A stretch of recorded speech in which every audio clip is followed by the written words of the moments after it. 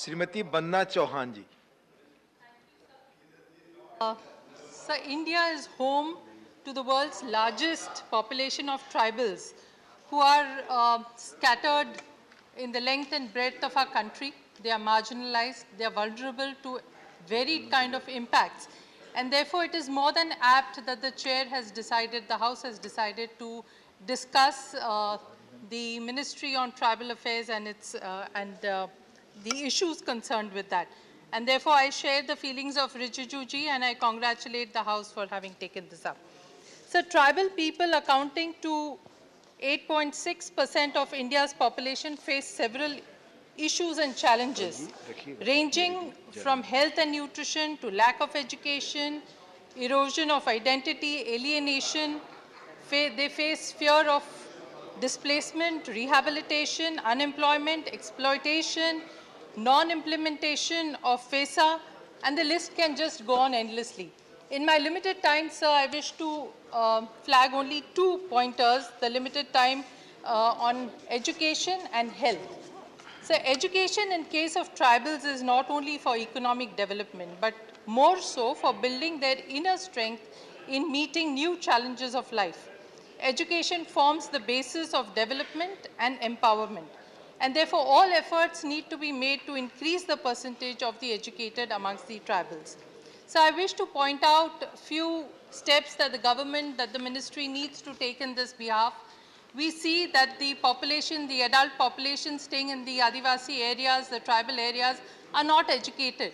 And therefore, obviously, they do not understand the importance of education. And even if we provide schools in the vicinity or we provide residential schools, we find that the parents are not keen on sending their children to school. Instead, they would send them for remunerative employment. And therefore, we will have to create massive awareness amongst the adult population in the tribal areas to make sure that they understand the potential of education and they send their children to school. Second point, sir, we see that of the more than 600 tribes that live in our country, there are various dialects and various languages that they speak. Unfortunately, when they go to schools, the curriculum, the course material is all in the local state language, maybe Hindi or other languages.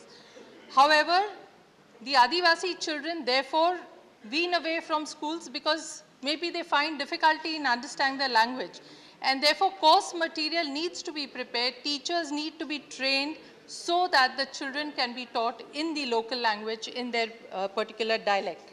The third point, sir, I would like to point out that a lot of teachers are seen to be remaining absent from these schools. And therefore, we need to see if we can train teachers, if we can select teachers from the area who stay in tribal areas so that they understand not only the culture, but of course know the language and therefore can connect better to the children who they are meant to be there for. Another point, sir, I wish to stress upon is vocational training and skill development needs to be taken up with topmost priority. So traditional art and craft is very famous from all the Adivasi areas. It has to be supplemented with better material, with technology which is not only useful for them to procure material, but also sell it online wherever possible. The inherent knowledge of the Adivasis of the forest goods, the forest produce, the natural or the medicinal value of the plants is there amongst the adult population. We have to make sure that this is translated to the younger generation also, and therefore special efforts in that behalf also needs to be taken up by the ministry.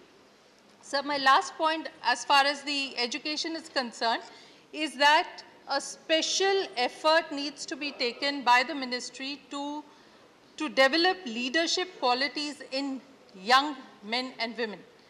Because these are the young men and women who can lead their communities, who can promote educational and economic interests, who can protect the Adivasis or their tribals from social injustice and also all forms of exploitation.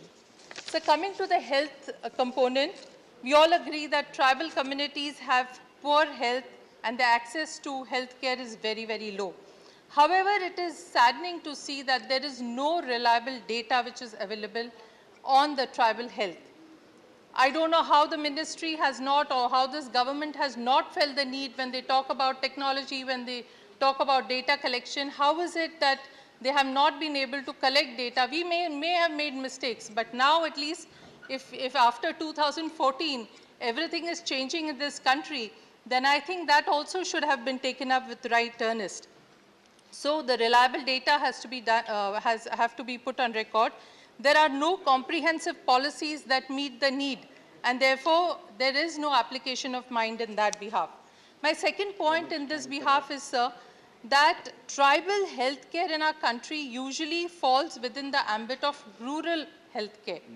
The assumption that the problems and needs of tribal people are same as rural population is absolutely incorrect. And I'm sure we all prescribe to the fact, we understand the fact that a village is a more organized section, whereas a tribal area is an area where they have absolutely no education and have to move around in jungles and forests, hills and mountains and such kind of terrain. And therefore, the kind of diseases that they contact is much different from the rural area. And therefore, we need to separate out the tribal needs of the health needs of the tribal people. Sir, the next point I wish to point out to the minister is draw his attention to a report called the Tribal Health in India, Bridging the Gap and a Roadmap for the Future. A 12-member expert committee headed by Dr. Abhay Bang, a well-known public health pioneer working for 35 years in Gadchiroli, after 4.5 years of long study, presented a report on August 9, 2018. The committee made certain recommendations. It was the first such study of its kind in our country. The recommendations that were made, there were 10 or 11 of them, but I would like to read out 4 which I feel are important. The first recommendation that was made, that an annual budget equal to 2.5% GDP per capita basis must be allocated and spent on tribal health care. That means rupees 2,500 per tribal. Where is that money? Is there any such provision made for that? This has been, the report has been tabled way back in 2018. It has not seen the light of the day. The second recommendation it has made is that there should be a constitution of a tribal health council and directorate for tribal health at both the center and state. This is obviously because a lot of credence has been given to the need that we have to change the health systems of the Adivasi area or the tribal areas. But unfortunately, no such step has been taken to focus solely on tribal health, generation of data, reviewing finances, and monitoring programs. Third, sir, it further recommended that service delivery needs to be restructured so as to make 70% of its resources target primary health care, providing a wider basket of healthcare services at the lower level. Not done again. And lastly, one of the last points out of the 10 is match all the above with adequate human resources and infrastructure. Again, nothing has been done. We know that the doctors do not go into the tribal areas. They do not want to go and practice there. And therefore, we will have to find out some novel measures to see whether we can train youngsters in that area to become paramedicals. And this kind of initiative needs to be taken. Unfortunately, nothing has been seen. Both the ministries welcomed this. They promised action. Nothing has happened. And I understand that the Niti Aayog also has recommended that the Ministry of Health should initiate such action based on the report.